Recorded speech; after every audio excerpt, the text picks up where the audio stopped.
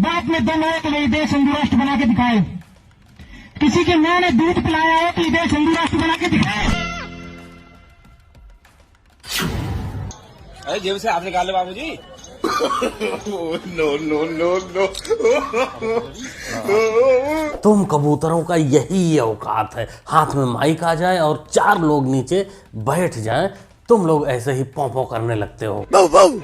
हाँ, ऐसे ही भौं भौं करने लगते हो। लेकिन जैसे ही पुलिस से सामना होता है, सारी औकात समझ में आ जाती है, जैसे इस बिहार वाले का बार बार होता है। इसको नहीं ना डिस्टर्ब कर रहा किसी को।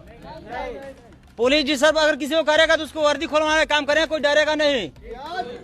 इसलिए कि कार्यालय किसी का बाप का नहीं है, ये कार्यालय हम लोग का बाप का है। कल हमारे बातों से जो भी क्षति नुकसान या भगदड़ हुआ उसके लिए मैं क्षमा चाहता हूँ, और बिहार प्रशासन के खिलाफ अभी तक मैं जो भी गलती बोलते आया हूँ उसके लिए मैं दोनों कान पकड़ के क्षमा और माफ़ी मांगता हूँ। आज के बाद से मैं बिहार प्रशासन को मैं दिल से सम्मान करूंगा, और हमसे बड़ा जो भी उम्र में बड़े भाई या साथी होंगे सभी को मैं दिल से सम्मान करूंगा। अब थूक कर ही चाटना है, जाइलो कबूतरो, तो काहे को इतना हवा में उड़ते हो, कंट्रोल में रहा करो ना। दोस्तों, इसका नाम है गोल्डन दास, ये बिहार का रहने वाला है। ये आए दिन पौ पौ पौ पौ करता रहता है, कभी किसी ऑफिस में घुस जाता है, कभी किसी थाने में घुस जाता है, और पढ़ाता है कानून का पाठ। के बाद जब पुलिस प्रशासन पाठ पढ़ाती है तो वो मुंह से नहीं पढ़ाती है, वो बढ़िया सा तेल लगाया हुआ लठ लेती है, फिर हाथ पैर तोड़कर उससे पाठ पढ़ाती है। थाना अध्यक्ष जो ये मोनू कुमार जो थे, चमार जाति के, जी जी, वो चमार जाति का बोलकर पीटा गया बेरहमी से। जी जी। और गांजा ये हाथ कैसे टूटा है सर? ये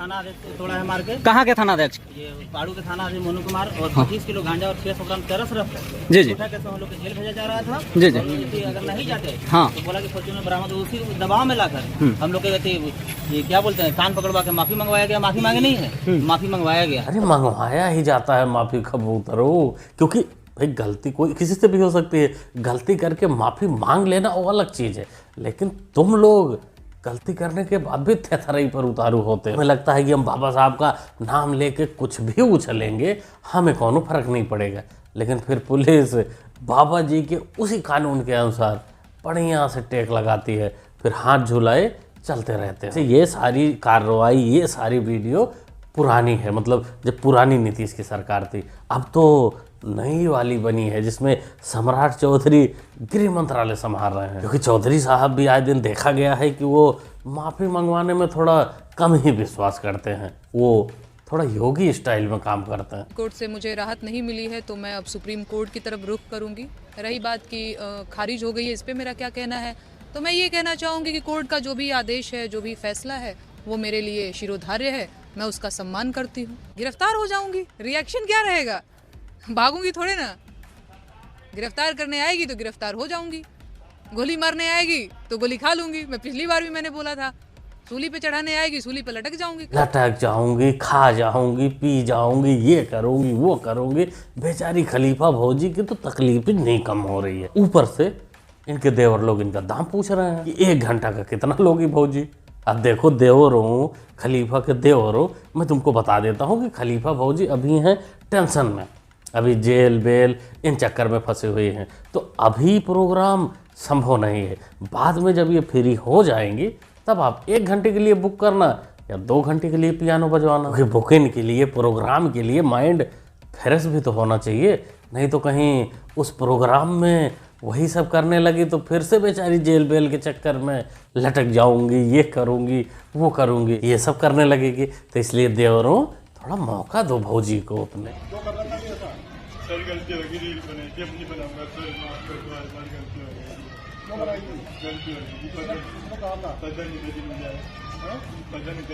बेचारे आमिर ब्रो से गलती हो गई। अरे नीले कबूतर तो चलो अपना मंच लगाकर अपनी औकात भूलते हैं, लेकिन आमिर भाई तो सीधा मुजफ्फरनगर के मीरापुर थाने में ही घुसकर रीलबाजी करने लगे कि नायक नहीं खलनायक हूँ मैं। उसके बाद पुलिस के हाथे लगे तो पुलिस ने फिर रील बनाई, लेकिन बैकग्राउंड साउंड नहीं लगा, ओरिजिनल वाला ही रखा कि साहब माफ कर दो। लेकिन आज की ये बहस मुझे कुछ अजीब सी लग रही है।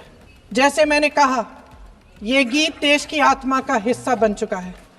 150 सालों से देशवासियों के दिलों में ये गीत बस चुका है।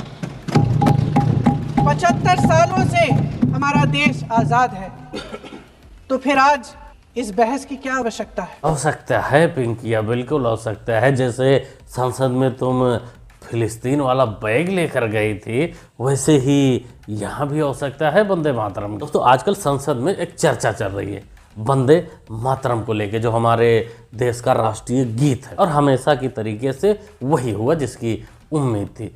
कांग्रेस एंड कंपनी जो थी वो इसका विरोध करने लगी कि इसकी क्या ज़रूरत है। लेकिन एक चीज़ सुनने को मिला पिंकिया के मुंह से कि वंदे मातरम हमारा जो राष्ट्रीय गीत है वो देश के आत्मा में है, लोगों के जुबान पर है। तो आगे की वीडियो में हम लोग यही देखने वाले हैं कि किन के आत्मा में है, किन के जुबान पर है। पिंकिया सही भी बोल रही हैं कि हवा में ही उड़ा रही हैं। और वंदे मातरम का जब मसला पेश आता है, जब ये कहा जाता है कि आपको ये जबरदस्ती गाना पड़ेगा, हम तब ये कहते हैं कि आप गाए, हम एहतराम देते हैं। नेशनल सॉन्ग है, हम उसका भी एहतराम करते हैं, उसमें दो राय नहीं है। आप गाए, हम एहतराम के लिए खड़े हो जाएंगे, मगर आप ये चाहेंगे कि हम भी गाए, मुमकिन ही नहीं है, हो ही नहीं सकता है। आप बोलिए नेशनल सॉन्ग है, आप बोलिए नेशनल सॉन्ग है, कोई दो राय उसमें नहीं है, मगर हम पे थोपिए मत। क्या हुआ पिंकिया जी, वंदे मातरम तो देश की आत्मा में घुस गया था, देशवासियों के दिलों में बस गया था, घुस गया था। तो क्या ये विदेशी है? ये तो तुम्हारा ही समर्थक है ना, मोहम्मद मेहदी जम्मू एंड कश्मीर से। ये राष्ट्रीय गीत खड़ा होकर सुनेगा जब तुम गाओगी, लेकिन ये खुद नहीं गाएगा और कह रहा कि हमें फोर्स मत करो। तो बिल्कुल सही बात है भाई, देश प्रेम तो दिल में होता है ना, वो तो अपने अंदर से निकलता है। उसको जबरदस्ती योगी की स्टाइल में गवाने से क्या फायदा? गा तो देगा लेकिन अंदर तो जहर ही रहेगा। इसलिए पिंकिया जी, देश जनता सब कुछ समझ रहे हैं कि तुम्हारे खाने और दिखाने वाले दांत दोनों अलग अलग हैं, और इसी का नतीजा है कि बार बार वो दिखाने वाला दांत और खाने वाला जनता समझ लेती है और पोपट करती है तुम लोगों को, और फिर सवाल ईवीएम और इलेक्शन कमीशन पर उठाते हो। जिन्होंने आजादी के आंदोलन में भाग ही नहीं लिया है, वो वंदे मातरम का महत्व क्या जानेंगे? सच तो यह है कि सरफरोश लोग वंदे मातरम दिल से बोलते थे। उन आजादी के दीवानों के खिलाफ कुछ लोग अंग्रेजों के लिए जासूसी और मुखबिरी का भी काम करते थे।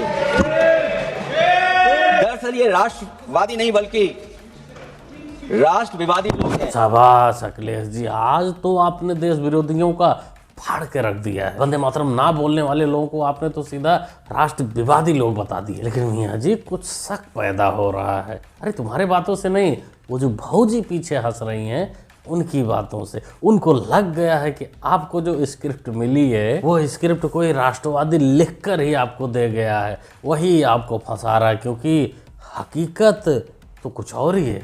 अपने सांसद से सुन लो।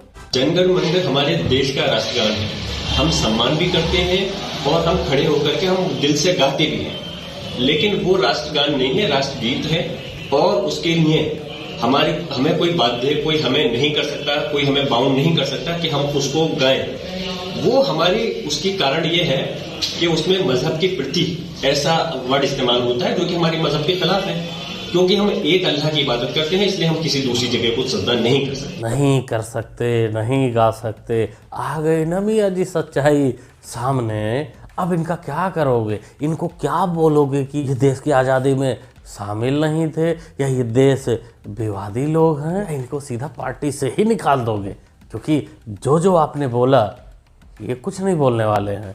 इनका और तुम्हारा मत अलग अलग है। खाने और दिखाने वाला दांत आपका भी वही हुआ ना जो पिंकिया जी का था। यही सब जनता देख लेती है, इतना भी भोली नहीं है। वैसे यही लोग हैं जो रोज चिल्लाते फिरते हैं कि हर किसी का खून है इस देश की मिट्टी में, लेकिन वंदे मातरम नहीं गाएंगे, जो आज़ादी का सबसे मेन स्लोगन था। अंग्रेजों को वंदे मातरम से दिक्कत थी, जिन्ना को वंदे मातरम से दिक्कत थी, जिन्ना के मुन्ना को भी वंदे मातरम से दिक्कत है। बिल्कुल सही कहा ठाकुर साहब ने कि जिन्ना का मुन्ना नहीं गाएगा। वैसे जो लोग नहीं गाने वाले उनको तो दिखा दिया, लेकिन जिन्ना का असली मुन्ना कौन है ये खुद ही ये लोग डिसाइड कर लें। पप्पू जी को तो मैं कभी ऐसा गाते देखा नहीं, सुना नहीं। अब पता नहीं भाई अंदर ही अंदर गाते हो, लेकिन कभी सुनूंगा तो आपको जरूर दिखाऊंगा। कभी कभी सोचती हूँ अगर पंडित नेहरू ना होते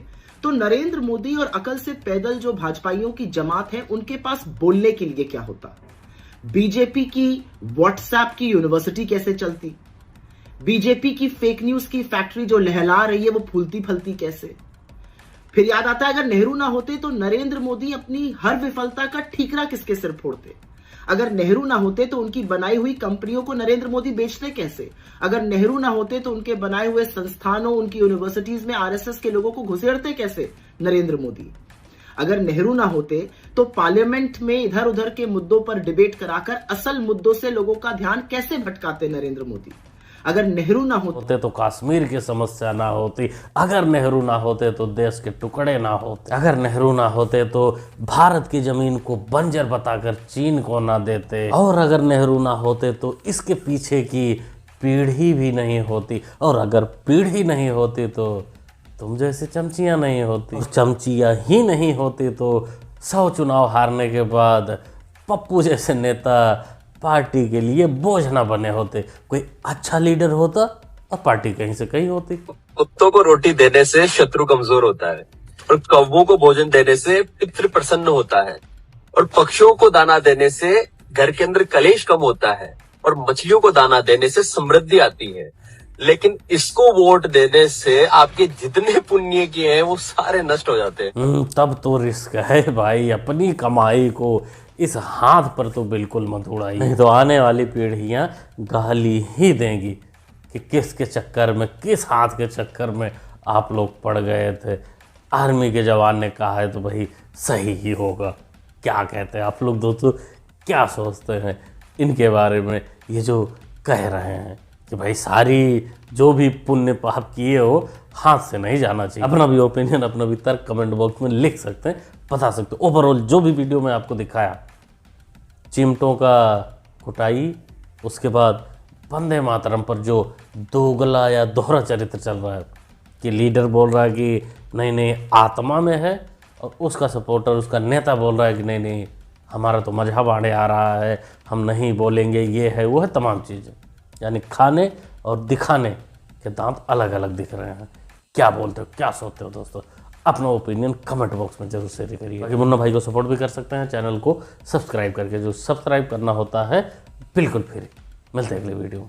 थैंक्स फॉर वॉचिंग।